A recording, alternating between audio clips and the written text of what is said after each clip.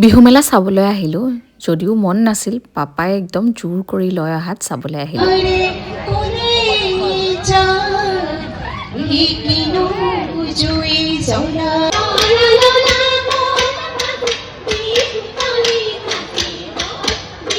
অকণমান আমনি লাগিলে সেইকাৰণে মিক্সাৰ চানা লৈ আহিলোঁ খাবলৈ কাৰণে এইফালে পাপা আৰু মই খাই আছোঁ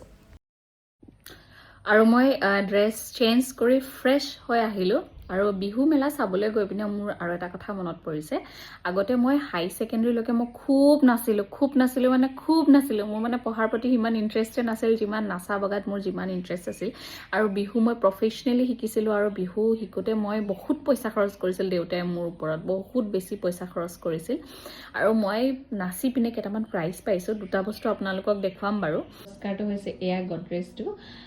য'ত লিখা আছে বলাই ৰূপজ্যোতি যুৱক সংঘৰ সৌজন্যে নৱমদী বাৰ্ষিক ৰঙালী বিহু বিদায় সন্মিলন বিহু কৰি দ্বিতীয় পুৰস্কাৰ দাতা ডাক্তৰ জ্যোতি কুটুম 2012 চনতে পাইছিলোঁ এখন পাইছিলোঁ বহুত ডাঙৰ শৰাই এয়া লিখাই আছে দাম হেমকান্ত গগৈ সোঁৱৰণত বিহু কৰি প্ৰথম পুৰস্কাৰ এয়া লিখাই আছিল ধৰিব পাৰিছে ন